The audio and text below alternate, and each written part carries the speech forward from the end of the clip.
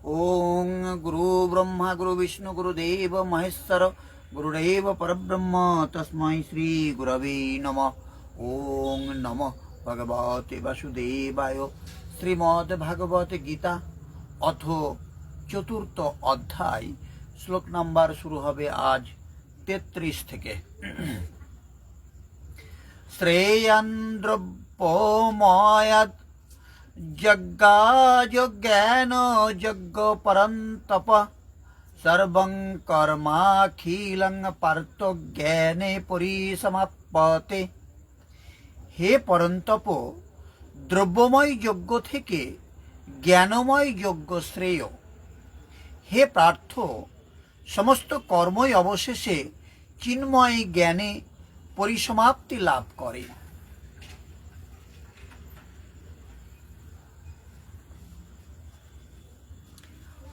অর্জুন, সাংসারিক দ্রব্যগুলির দ্বারা যে যজ্ঞ সিদ্ধ হয় তার থেকে জ্ঞানযজ্ঞ, যার পরিণাম জ্ঞান মানে সাক্ষাৎকার যজ্ঞ, যার সৃষ্টি করে সেই অমৃত তত্ত্বকে জানা জ্ঞান, এইরূপ যজ্ঞ শ্রেয়স্কর, পরম কল্যাণকর। হে পার্থ, সম্পূর্ণ কর্মজ্ঞানে শেষ হয়, সম্পূর্ণ কর্ম জ্ঞানে শেষ হয়।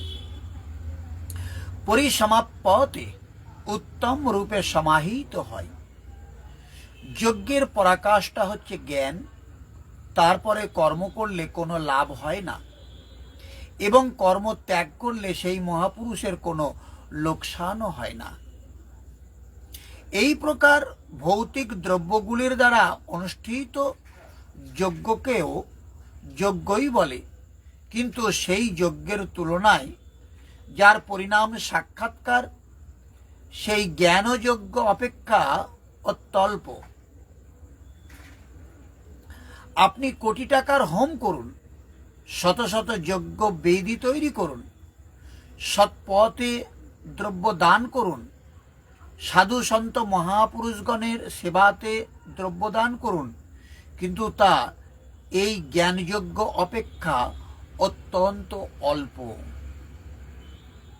বস্তুত যজ্ঞ শ্বাস প্রশ্বাসে মানে নিঃশ্বাস প্রশ্বাসে অনুষ্ঠিত হয়। ইন্দ্রসমূহের সংযম, মন নিরোধ, এগুলিকে শ্রীকৃষ্ণ যজ্ঞ বলেছেন। এই যজ্ঞ কি রূপে লাভ হবে, তার পদ্ধতি কোত্থেকে শেখা হবে? মন্দির, মসজিদ, গির্জাঘরে লাভ হবে অথবা পুস্তকে? কি তীর্থযাত্রা করলে লাভ হবে অথবা নদীতে অবগাহন করলে লাভ হবে কি? শ্রীকৃষ্ণ বললেন না, লাভ করবার স্রোত একটাই, তত্ত্বস্থিত মহাপুরুষ। তাহলে এই যজ্ঞ লোককে দান করি, হোম করি, প্রচুর সাধু সেবা করাই, তাদেরকে নিয়ে এসে ভোজন করাই, কিচ্ছু লাভ হবে না। শুধু এই ঈশ্বরকে জ্ঞানের দ্বারা জানতে হবে। আর ওই দানযজ্ঞর থেকে ভালো হবে শ্বাস প্রশ্বাসে যে আহুতি দেওয়ার কথা বলা হচ্ছে, যে প্রাণকে অপানে আর অপানকে প্রাণে, এইভাবে যে শ্বাস প্রশ্বাসের যজ্ঞের কথা বলা হচ্ছে, এই যজ্ঞ হচ্ছে ওই সমস্ত দ্রব্যযজ্ঞর থেকে শ্রেষ্ঠ। আসুন তাৎপর্যতে কি বলেছে আমরা একটু জেনে নিই। সমস্ত যজ্ঞের উদ্দেশ্য হচ্ছে পূর্ণ জ্ঞানে অধিষ্ঠিত হয়ে জড়ক্লেশ থেকে মুক্তি লাভ করা এবং অবশেষে ভগবান শ্রীকৃষ্ণের প্রেমময়ী সেবায় নিযুক্ত হওয়া। কৃষ্ণ ভাবনামৃত। কিন্তু তা সত্ত্বেও প্রত্যেকটি যজ্ঞেরই একটি নিগূঢ় রহস্য আছে।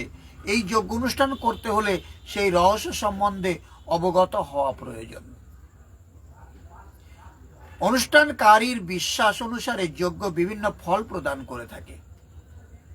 অপ্রাকৃত দিব্যজ্ঞান লাভ করবার উদ্দেশ্যে জ্ঞান যজ্ঞের অনুষ্ঠানকারীকে জ্ঞানরহিত কর্মযজ্ঞের অনুষ্ঠাতার থেকে উন্নত বলে বিবেচনা করা হয়।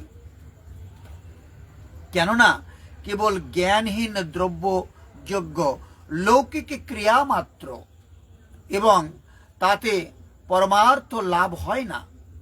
প্রকৃত জ্ঞান সর্বোচ্চ পর্যায়ের অপ্রাকৃত জ্ঞানে, অর্থাৎ কৃষ্ণ ভাবনায় পরিসমাপ্তি লাভ করে। জ্ঞানের স্তরে উন্নতি না হলে যজ্ঞানুষ্ঠান কেবলমাত্র জাগতিক কার্যকলাপ মাত্র। যখনই যজ্ঞের অনুষ্ঠান অপ্রাকৃত জ্ঞানের স্তরে উন্নীত করে, তখন এই সমস্ত কার্যকলাপ পারমার্থিক পর্যায়ে স্থিত হয়। চেতনার স্তরভেদে যজ্ঞ ক্রিয়াকে কখনো কর্মকাণ্ড বা সকাম কর্ম এবং কখনো জ্ঞানকাণ্ড মানে ব্রহ্ম জিজ্ঞাসা বলা হয়। অন্তিমে জ্ঞান লাভ করাই হচ্ছে শ্রেষ্ঠ পরিণতি। 34 নম্বর শ্লোকে কি বলছে আমরা দেখে নিই। তদ্বেদি প্রণিপাতেন পরিপ্রশ্নেন সেবয়া উপদিক্ষন্তি তে জ্ঞান জ্ঞান নিস্তত্ত্বদর্শিন। অনুবাদ বলল, সদ্গুরুর শরণাগত হয়ে তত্ত্বজ্ঞান লাভ করবার চেষ্টা করো। বিনম্র চিত্তে প্রশ্ন জিজ্ঞাসা করো এবং অকৃত্রিম সেবার দ্বারা তাকে সন্তুষ্ট করো। তাহলে সেই তত্ত্বদ্রষ্টা পুরুষ তোমাকে জ্ঞান প্রদান করবে।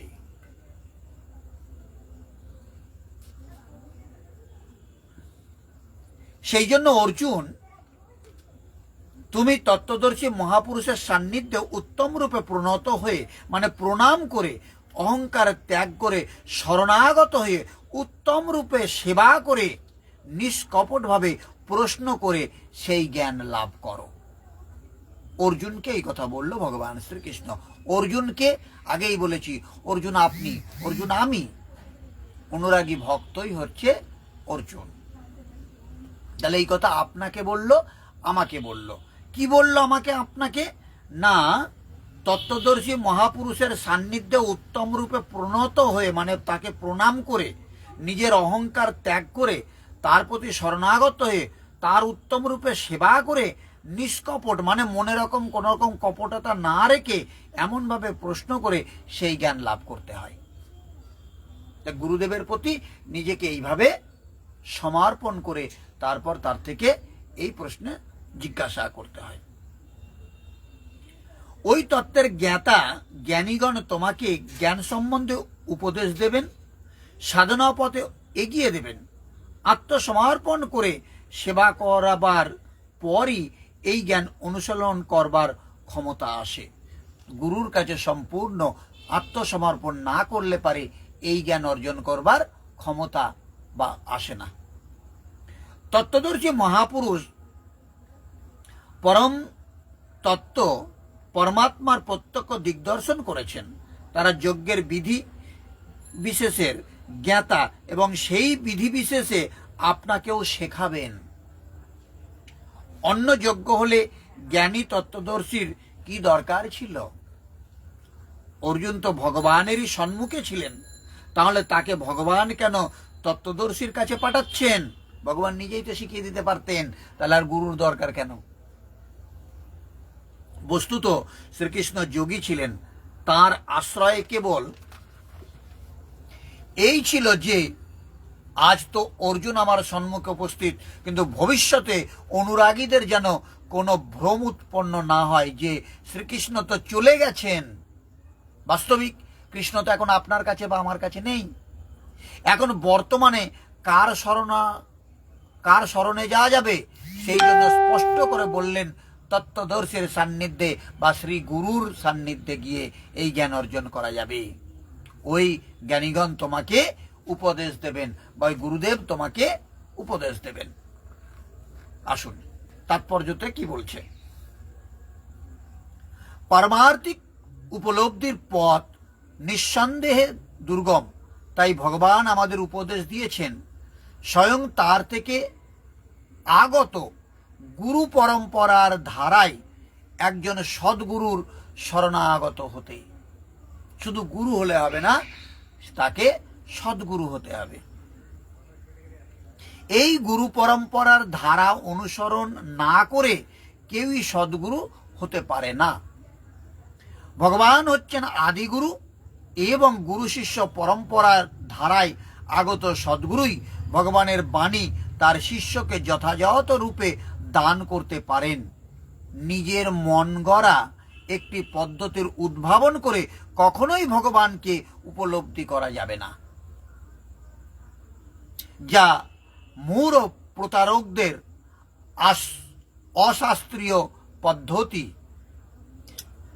শ্রীমদ্ ভাগবতের 6 নম্বর স্কন্ধে 3 নম্বর অধ্যায়ের 19 নম্বর শ্লোকে এটা প্রতিপন্ন করা হয়েছে। ধর্মাং তু সাক্ষাৎ ভগবত প্রণীতম। ধর্মের পথ স্বয়ং ভগবানই প্রত্যক্ষভাবে প্রণয়ন করেন। এটা আপনার আমার করার ক্ষমতা নেই। তাই জল্পনা কল্পনা বা বৃথা তর্ক বিতর্কের মাধ্যমে কখনোই সঠিক মার্গে অগ্রসর হওয়া যায় না, অথবা স্বতন্ত্রভাবে গ্রন্থ অধ্যয়ন করার মাধ্যমেও পারমার্থিক জীবনে উন্নতি সাধন করা যায় না। অত্যন্ত তাৎপর্যপূর্ণ কথা। আবার বলছে যে স্বতন্ত্রভাবে মানে নিজের ইচ্ছা মতো, নিজের স্বাধীনভাবে বই পড়ে ভগবানকে জানা যাবে না। বই পড়ে পণ্ডিত হওয়া যেতে পারে। পরম তত্ত্বজ্ঞান লাভ করবার জন্য কৃষ্ণ তত্ত্ববেত্তা সদ্গুরুদেবের শরণাগত হতে হয়। আমাকেও গুরু শরণ করে জানতে হয়েছে, আপনাকেও তাই গুরুর শরণাগত হয়ে জানতে হবে। সর্বান্তঃকরণে তার চরণাম্বুজে আত্মসমর্পণ করতে হয় এবং সম্পূর্ণ নিরহংকারী হয়ে কৃতদাসের মতো তার সেবা করতে হয়। কার? গুরুদেবের। গুরুদেবকে কৃতদাসের মতো সেবা করে তারপরে এই বিদ্যা অর্জন করতে হবে। আত্মতত্ত্ববেত্তা সদ্গুরুই সন্তুষ্টির বিধানই হচ্ছে আধ্যাত্মিক জীবনে উন্নতি লাভ করবার গুরু রহস্য।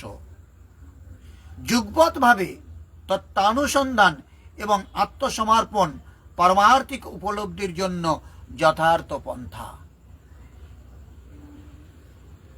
আত্মসমর্পণ ও সেবা না করে কেবল প্রশ্ন করে কখনোই এই তত্ত্বজ্ঞান লাভ করা যায় না। গুরুদেবকে যদি সেবা না করি তাহলে পারে শুধু শুধু জিজ্ঞাসা করে এই তত্ত্ব লাভ করা যাবে না। গুরুদেবের পরীক্ষায় শিষ্যকে অবশ্যই উত্তীর্ণ হতে হয়। গুরুদেব পরীক্ষা নেবে যে এই শিষ্য আমার থেকে তো জানতে চাইছে, কিন্তু সে আমার প্রতি কতটা অনুগত। এবং যখন তিনি শিষ্যের মধ্যে ঐকান্তিক বাসনা দর্শন করেন, তখন তিনি তার শিষ্যকে পরম তত্ত্বজ্ঞান লাভ করবার আশীর্বাদ প্রদান করেন, তার আগে নয়। এখানে অন্ধের মতো অনুকরণ করা অথবা নিরর্থক প্রশ্ন করা নিন্দা করা হচ্ছে। শিষ্য যে কেবল শ্রদ্ধা সহকারে গুরুদেবের উপদেশ শ্রবণই করবেন তা নয়, তাকে আত্মসমর্পণ, গুরুদেবের ঐকান্তিক সেবা এবং তত্ত্ব জিজ্ঞাসার মাধ্যমে এই জ্ঞানের যথার্থ মর্ম উপলব্ধি করতে হবে। সদ্গুরু সর্বদাই তার শিষ্যের প্রতি স্বভাবত অত্যন্ত কৃপাপরায়ণ। তাই শিষ্য যখন বিনীত ও আজ্ঞানুবর্তী সেবায় সর্বদা তৎপর থাকে, তখন জ্ঞান ও তত্ত্ব জিজ্ঞাসার বিনিময় পূর্ণ হয়। শিষ্য দেবে তার আত্মসমর্পণ করে তার সেবা, তার ভালোবাসা, তার নিষ্ঠা এগুলো গুরুদেবের চরণে অর্পণ করবে, আর গুরুদেব তার এই অভিজ্ঞ তত্ত্ব শিষ্যকে জানাবে। এই হবে বিনিময়। আজ এই পর্যন্তই থাক। আগামী দিন আমরা 35 নম্বর শ্লোক থেকে আবার আলোচনা করব। ওং সর্বে ভবন্তু সুখিনঃ, সর্বে সন্তু নিরাময়া, সর্বে ভদ্রাণি পশ্যন্তু, মা কশ্চিৎ দুঃখভাগ ভবেৎ। ওং শান্তি শান্তি শান্তি। সমস্ত মানুষ সুখী হোক, সমস্ত মানুষ রোগমুক্ত হোক, সমস্ত মানুষকে আমি দেখতে চাই তারা যেন কোনো দুঃখ ভোগ না করে। হরে কৃষ্ণ।